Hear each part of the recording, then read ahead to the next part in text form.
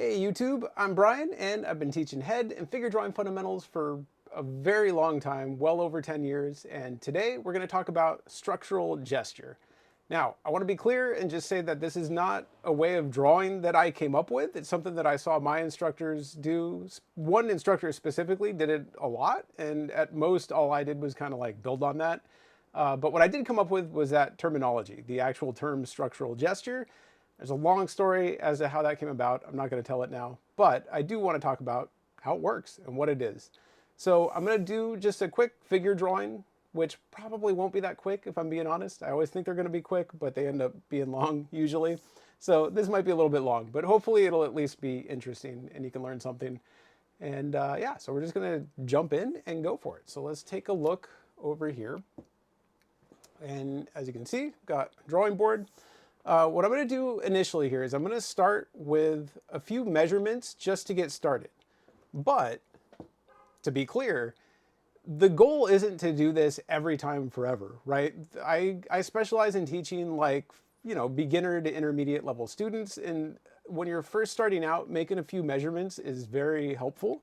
But the goal is eventually to train our brain to be able to, do these measurements and judge these distances and proportions and angles and things just automatically without having to think about them. But the way to get to that point is to kind of do some measurements along the way. So we're going to do that, but just keep in mind that you don't have to do it forever if you don't want to. So let's start out here with just marking where I want the very top of the pose to be and where I want the very bottom of the pose to be, right? So in this case, with this pose, this is going to be, the top of the hands.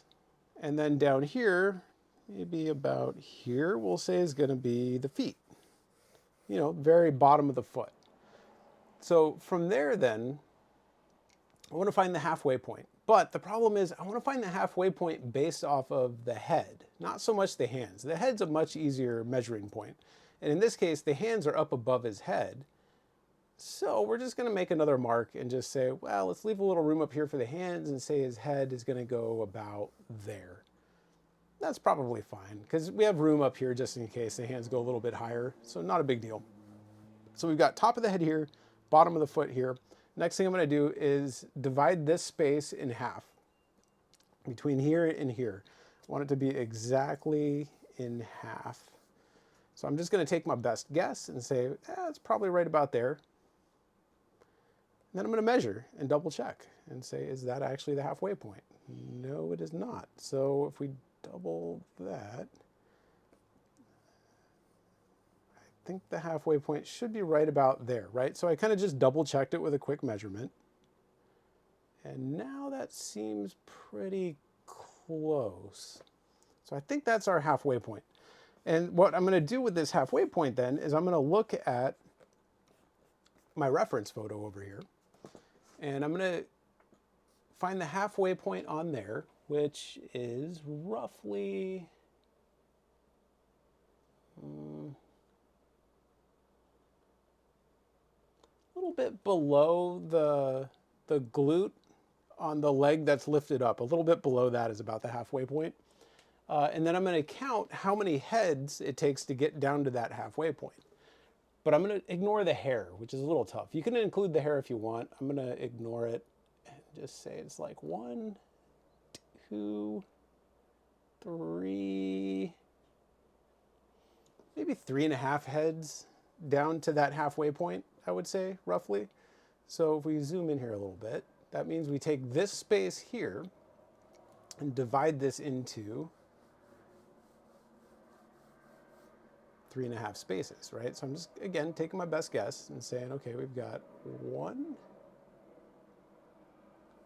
2, 3. That's about 4 spaces. Let's make that just a little bit bigger, right? Notice it's a very small change, but you'll see that when you make a small change like that, it makes a big difference. So we've got 1 space, 2, 3. That's pretty close to 3.5. We can maybe go a tiny bit bigger, but that's about it, I think. So we've got a head size. And now that we've got a head size, we can just kind of plug in a head shape and start to work off of that. And then these other marks that we have will just be loose guidelines, right? But keep in mind that that's all they are, right? Like they might not be totally correct because measuring is very imperfect. And this is really more than anything just to help us get started, right? And just to help us get something down on the page. So now we can come in here, find our head shape, right? Which is going to sit right about here. I'm going to kind of angle the cranial mass back just a little bit because he's got his head tilted down, right? So I've taken that cranial mass shape and tilted it just slightly. And then we're going to look for his head shape. Coming back around this way, right? Because his head's tilted down. And then we're going to kind of drop our rhythm down about like this. And then see if we can find the jaw sitting right in here.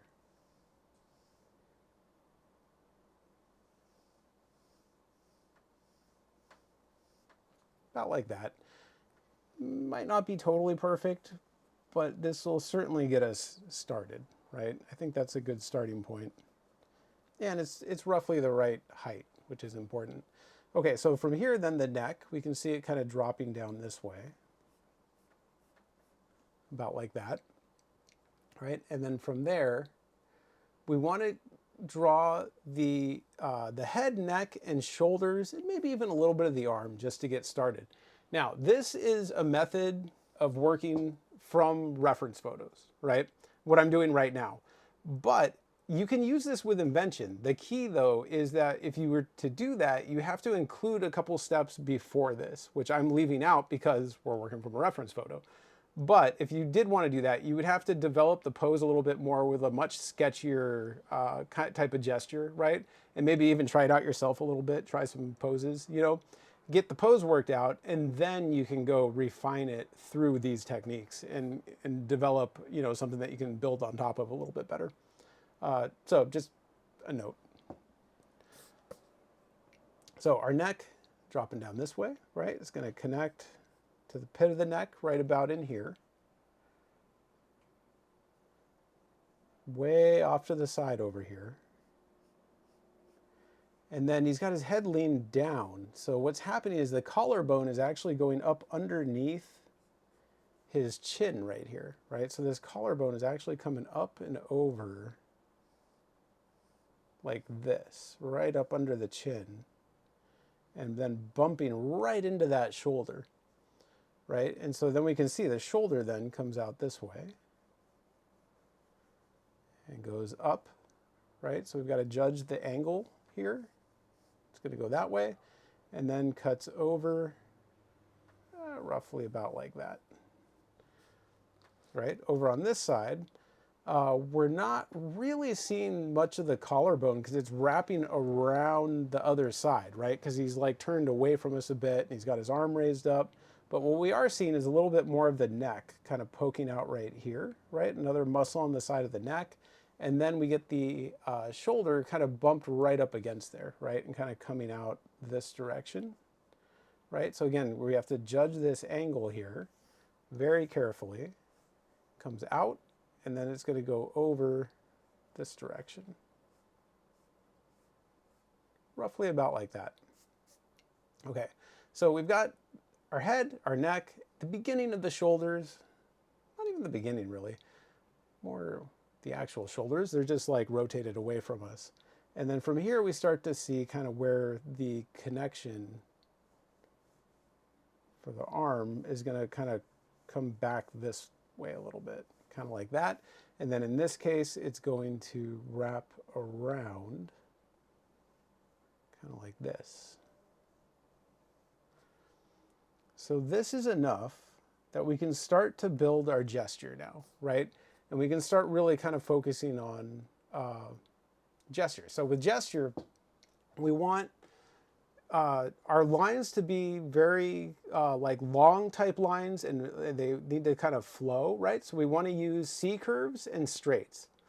If we're going to link C curves together, we want to limit that to just two, which would make an S curve, right? So you could say C curves, S curves, straights, or it's just C curves and straights, but you don't want to link more than two C curves together as a rule. So that's what we're going to focus on here is our C curves and our straights, and then how to kind of build those out in a way that actually becomes both gesture and structure at the same time and allows us to build our structure and our anatomy directly on top of it. So let's look back over here. I'll start here a little bit with the arms, and I'm just going to say, okay, this arm comes out at an angle and with a little bit of a C curve coming out this way, right, from here. Kind of comes out like that, right? Over on this side, this arm's coming up more. It's coming out this way, right? Kind of like that.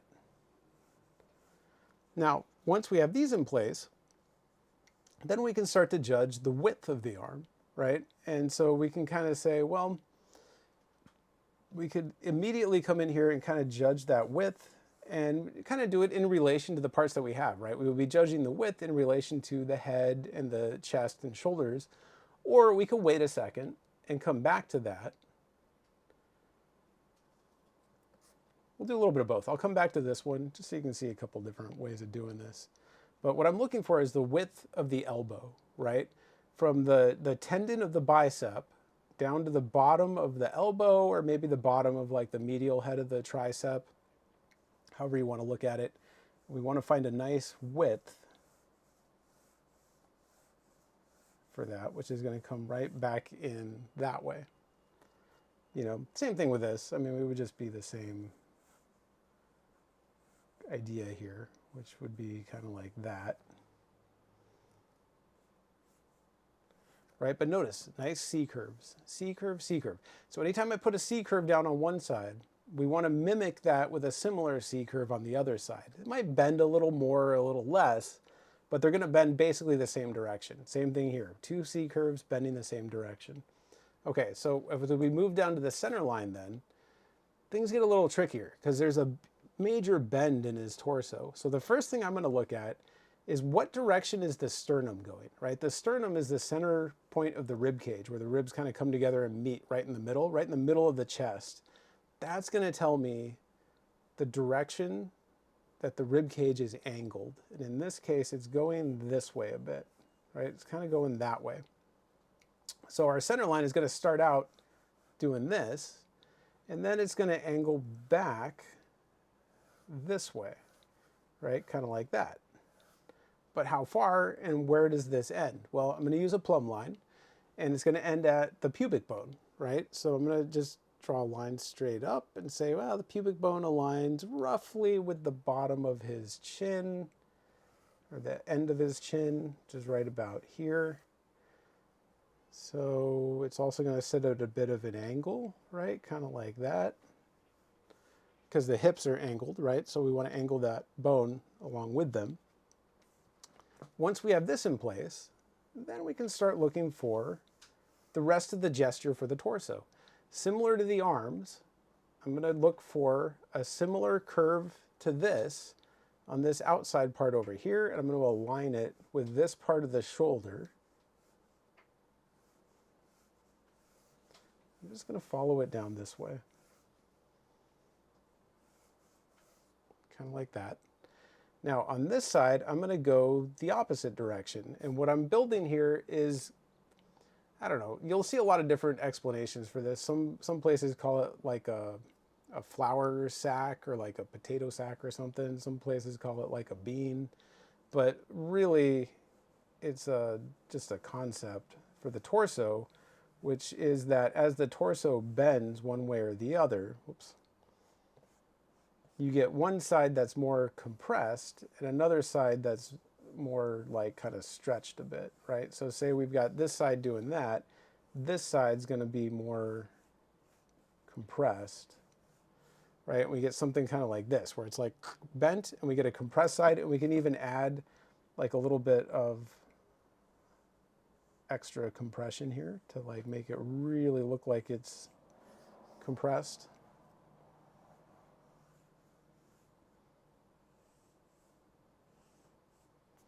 Right? And so we're basically taking this idea and trying to apply it to our torso then.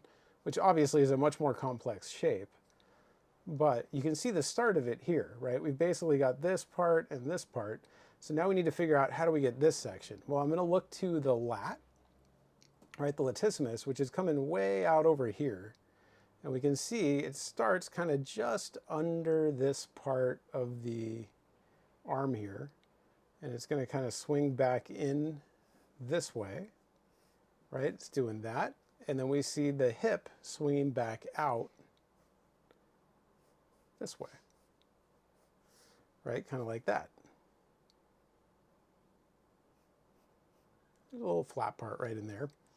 But essentially, that's it, right? And so, yeah, we could finish this and keep going and literally create this whole thing, but it's blocked by his leg and some other stuff. So I'm not going to draw all of it. But this is the concept that we need to understand for our torso gesture, right? So now we can even see that, okay, his hip kind of sticks out a little bit over on this side. And before I go much farther, what I want to do is add the structure for the hip before I go much farther, because we need to make sure that works first, right? So I know that if this here is going to be where the pubic bone sits, then the point for the hip up above is going to be roughly about here. And it sits at, I want to say like this angle here, about like that. These feel a little bit different angle. Well, actually, no, they're pretty close. Move this down just a little bit. Right, and what I'm trying to do here is create a box for the hip, right? We're looking for, I don't know, the box, right? How can we create this box? Well, if the end of the box is over here,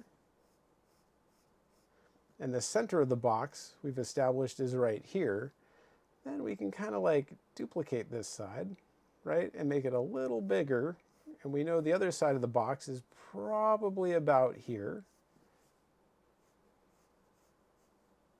And we know also that we're looking up at it a bit, right? Because he's leaned away from us. Both the camera's looking up at him a little bit and his torso is leaning back.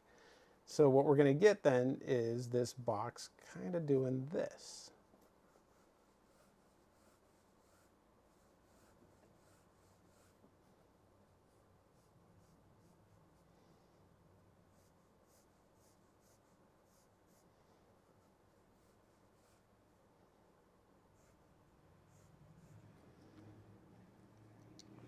Right, this box that we're kind of looking up at a little bit.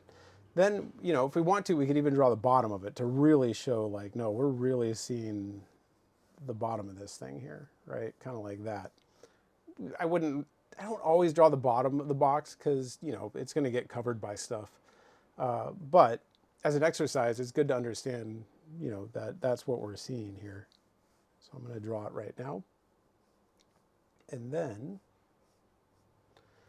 we keep going, right? So as you can see, the way I designed this is that as we draw the box, I'm making sure that it aligns in a way where the oblique, which we can see popping out right here, is going to come out and grab onto the box right there, right? So I know how much oblique we need to see and where it's going to connect to the box. Same thing over here. The oblique is going to pop out a little bit and then grab onto the box. That's the kind of connection we want and the position that we want for the box, right? So now remember, this down here is the pubic bone, right? And then we've got our ACES points also aligned with the box here and here, which tells us automatically that I know the inguinal ligament is going to go here and here. And then that creates that area where the abs are going to drop down into the pelvis. And then also we got this part connecting about here. Okay, so from there we can continue with our gesture, right? And say, well, we know that part works pretty well, so now we need a leg gesture. The first leg that I'm going to draw is this one, the long one, because it's the easiest to, I don't know, the easiest to find. So I'm just going to look at where the heel sits And the heel sits just under, I don't know, kind of this part of the shoulder or this part of the box. It's kind of sitting roughly about here, right? Which tells me the foot, I think, is going to sit kind of right in there. Would be like the bottom of the foot, right? So I want my gesture to be pretty straight. You know, his leg's straight. We could do a little bit of an S curve to the gesture because it does, you see an S curve on this side, but then this side's a lot straighter. So I think what's going to work best is if we just do a pretty straight line down this way, right? Kind of like that. And then from here, we're going to get the leg kind of connecting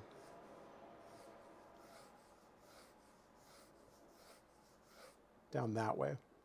Now, this is where we start getting into some actual structural gesture, right? Because there's some goals here when I make these marks that have to be just right. And this is also going to flow down into the foot. So we can easily just have this kind of go right down into the foot here. Have it connect right along there. Right, get that foot. Now, what is structural about this? What I'm doing is I'm checking the connection, like what is the width here at the connection point of the leg up into the torso? What is the width at the knee, right in here? And then what is the width at the ankle, right in here? Those are the key points that I'm looking for when I design my gesture. And if we get those right, then we can build back directly on top of our gesture in a way that allows us to not change it or modify it at all, right? It'll just kind of like sit there and let us build our structure directly on top of it. And if that works, then the gesture actually does become a structural component of the drawing in itself, hence the term structural gesture, right? So we've got gesture there. And then the next piece of gesture is going to be this other leg, right? And we can see that it's going to start way up in here. We're going to get a little bit of like our sartorius, or maybe like rectus femoris, maybe kind of connecting up into here. And then that gesture is going to come out like this,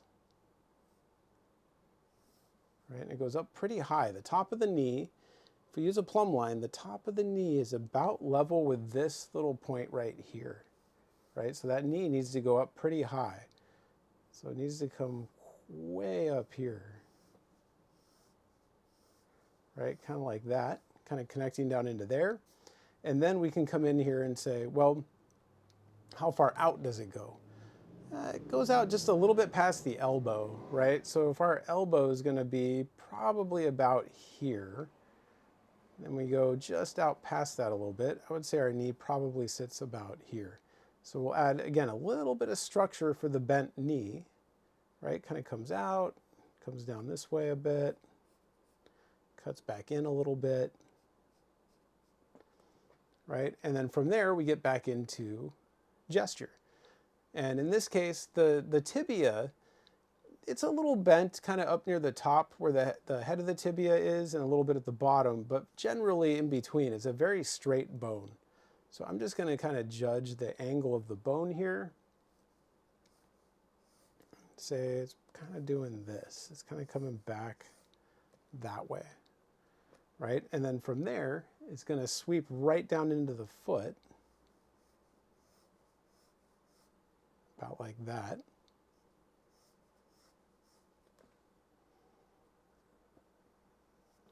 Now, once again, I'm going to be thinking a lot about width. What is the width of our gesture here? So we can see that the glutes start back here, right? We got like a little bit of the glute. And then the rest of the gesture is going to mimic this angle, right? Because we've got this one up here. So then this one's going to kind of mimic it and go across down here.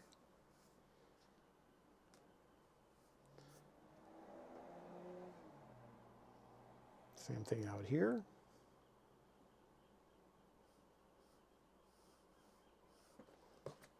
Lost my pencil. There we go. right? Same thing down here. What is the width of the connection for the lower leg here? And then what is the width of the ankle down here? And I just connect them up, right? Roughly about like that. And then we can come in and start to kind of add the foot on and say like, well, this is kind of going down into the ankle. And I know the heel's going to start just up above that a little bit. It's popping out this way. And then kind of connecting back around here. And then we get our foot dropping down this way.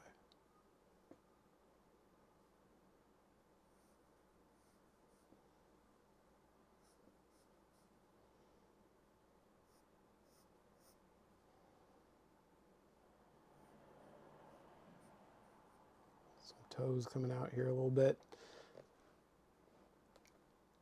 So not bad. That, oh, we're missing the tops of the arms. We'll put those on real quick. But this is a good example so far, right? Like we've got some very gestural components that are designed in a way that acts also as structure.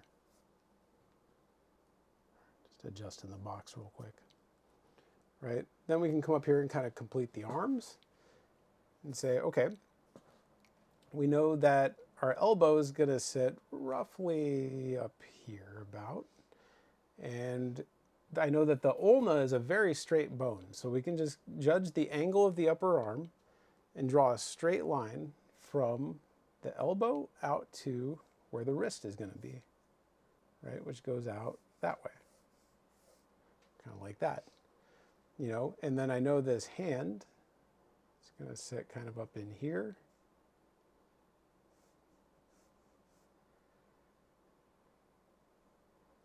Judge the width of the wrist, and then pull it down.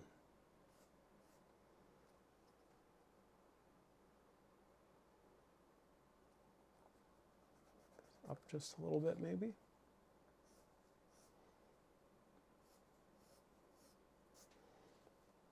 You know, and then we get the rest of that hand. I don't know, doing something kind of interesting here.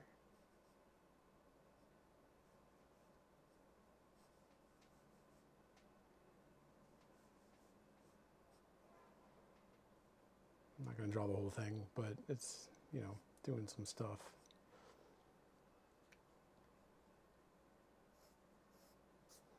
Same thing out here. Where's the elbow? Elbow is way up past his hairline for sure, right? It's up here a ways. And then from there, we're going to just judge the angle of the forearm, right? Kind of coming out this way. And then the wrist is going to sit right about here.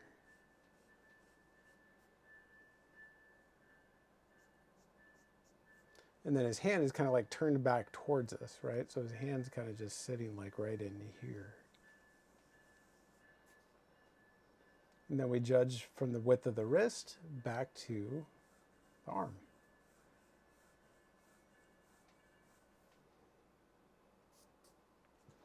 So there's our gesture, right? Or our structural gesture, if we want to call it that.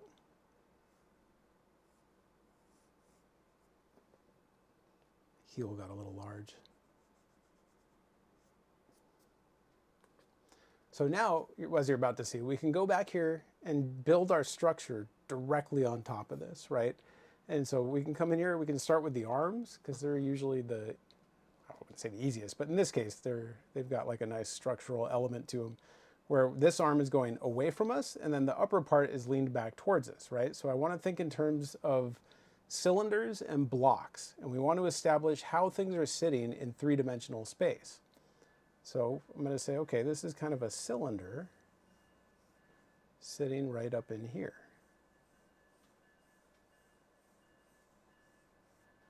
Right, just kind of like that.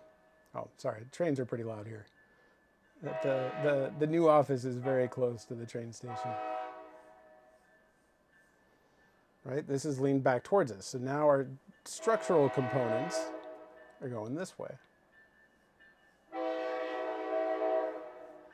Right, kind of like that. And then we get the block of the wrist. This part also coming out towards us a bit. So now it's going to do this. And this.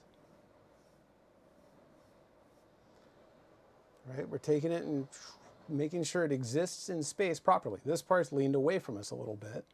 So it's going to go this way. And this way. You know, and then we get the wrist up here, right? We get the little bit of the ulna poking out.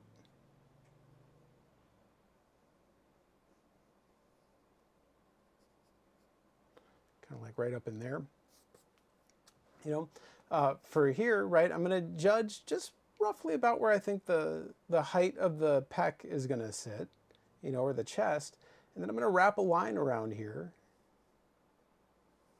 that shows how it wraps around the rib cage. In fact, before I do that, I want to add the rib cage circle. Got ahead of myself, right? So notice if we need to add a rib cage in here, I'm going to look and say, okay, how do we do that in a way that matches the reference? Well, the rib cage is going to poke out here on this side a little bit, right? I can see that automatically. Rib cage pokes out here. So that tells me that the oval needs to be tilted in a way that's going to poke out on this side. And that makes sense because the oval needs to match the angle of the sternum. If our sternum goes this way, then the oval that I put in here for the rib cage has to do the exact same thing. All right, it's going to sit in there just like that, right? Then we think about, okay, the roundedness of the rib cage. And that, what I was just talking about, where we're going to take the line for the bottom of the pecs, or the bottom of the chest, and wrap it around our rib cage shape, right? Which in this case is going to be like this.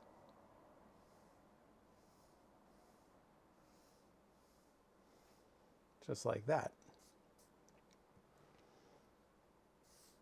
You know, so that's really starting to give it some depth. You know, and then we've got a lot of depth in here just from the box, but now we need to go down and start figuring out what's going on up in here, right? So we're going to have kind of like the top of this cylinder, kind of like right up in here, right? Going about like that. And then down here, we're kind of looking down at the knee a little bit more, right? So I'm going to say, okay, for our knee then, maybe got the top of it about here, and the bottom of it kind of down about here, kind of like that. Maybe we can move it down a tiny bit, but I think it's pretty close. Right? Now, these marks that I'm making, they're not arbitrary, right? Like I'm literally trying to figure out where the knee goes by marking where the top of the knee and the bottom of the knee are, and then moving that up and down until I feel like the knee is in the right spot. Same thing down here, right? We're going to get kind of a boxy shape here for the ankle, right? About right in there. And then the ankle is going to sit right about there. On the inside. On the outside, it sits back a little bit farther. On the inside, it sits forward a little bit more. Okay, and then on this one, right, where we have a big cylindrical shape, that's going to push way up in here. And up in here, right, it's coming out towards us a lot. So we want to really push that cylinder, right, and really make it feel like it's rotated back towards us. You know, and then we've got this part leaned away from us this way, right? So this is going to really push this direction. And then also down here, quite a bit going that way. And then once again, boxy shape for the ankle.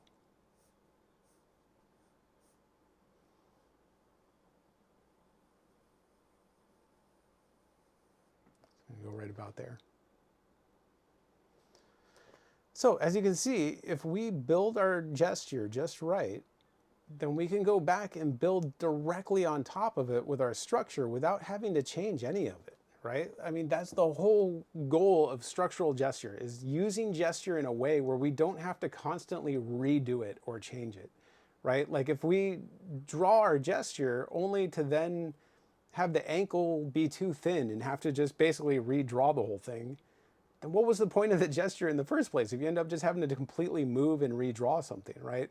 Like the gesture needs to work in a way that we can build on top of, that it actually becomes a part of the drawing itself. That's the idea with structural gesture. So I'm going to go back in here. I'm going to work on this a little bit more, but just to show how some anatomy layers on top of it. But this is getting kind of long, so I don't want to go too much longer here. So let's go back over here, and I'll kind of show, I'll just pick one arm, a little bit of the torso, and one leg, just to show how I would build my anatomy on top of here, right? So what we want is a little bit of the bicep to be coming out, right? The bicep kind of pops out of here, comes forward,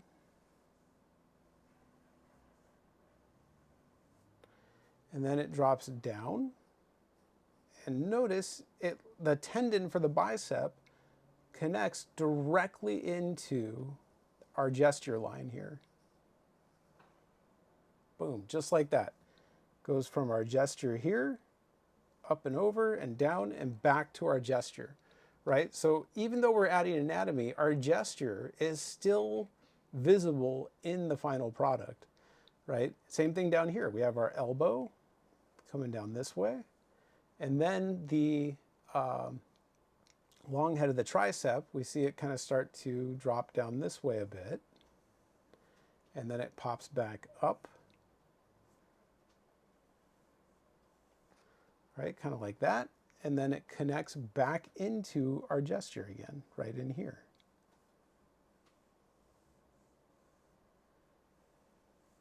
So you can see our gesture now has a rhythmical component to it, in the sense that we're using it to tie various aspects of our drawing together, in a way that'll help lead our eye throughout the drawing, right? I can add a little bit of elbow on here.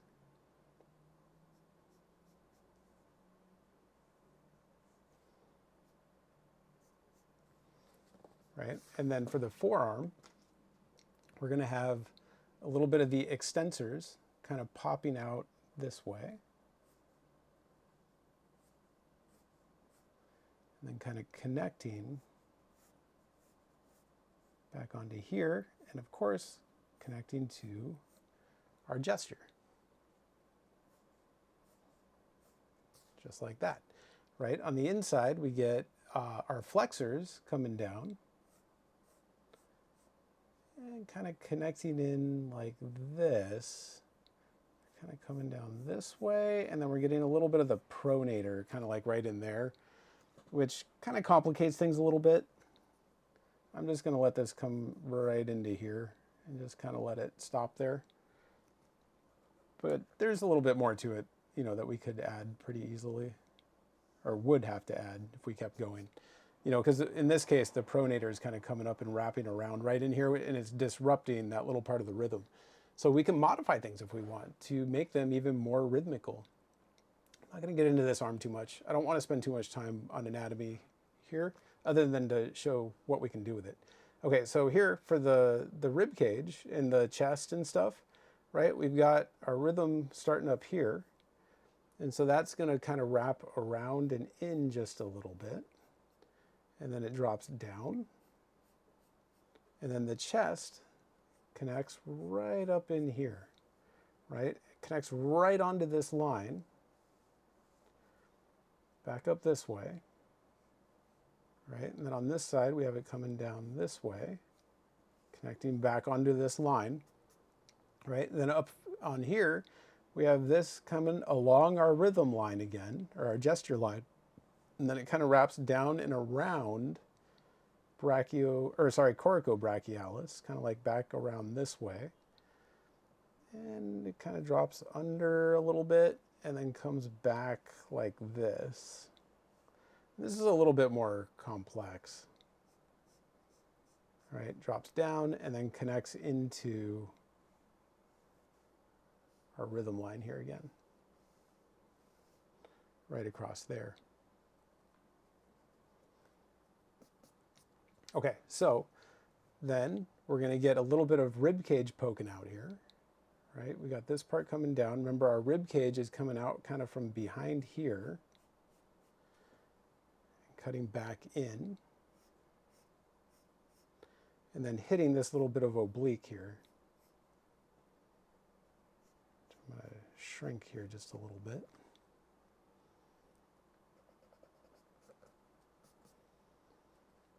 And then we get on this side the lat dropping down.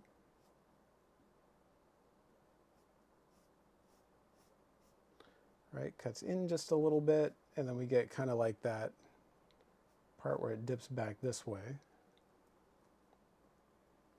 And then the oblique coming in front of it because he's leaned back, right? And that comes in and grabs onto this box down here, kind of like that, a little bit above where I had it before.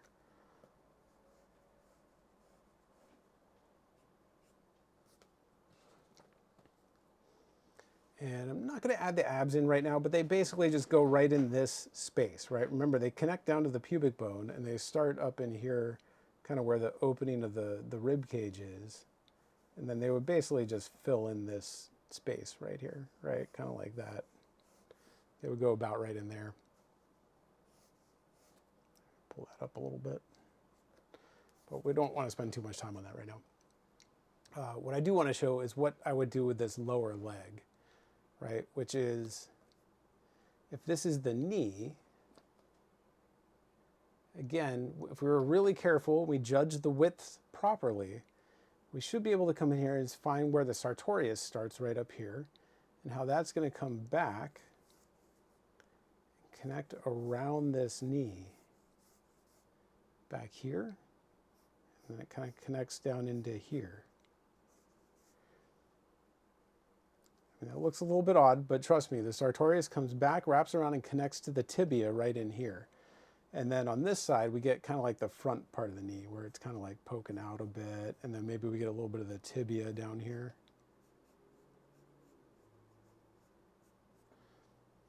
You know, and then like maybe that's the kneecap right about in there. Okay, and then what we can do now is kind of continue to build on this and say, okay, rectus femoris, right? The big muscle on the front of the leg. I know it comes from right up in here. If that's our ACES point, we drop down a little bit, and it's going to come from right here, and it's going to wrap around basically like this.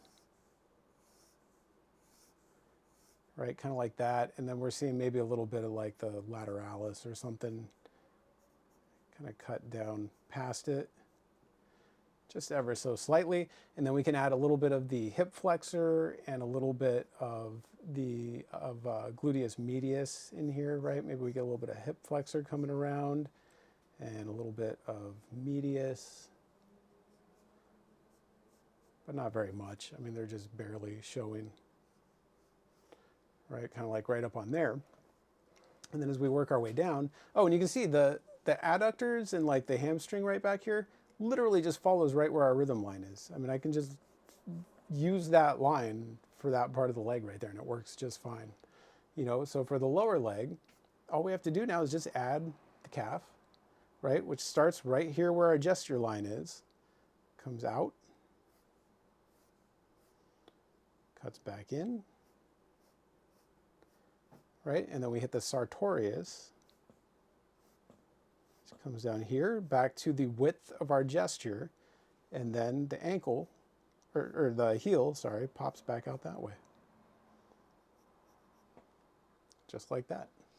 You know, and then on this side, this is bone right in here, and we get maybe a little bit of the tibialis coming from the other side,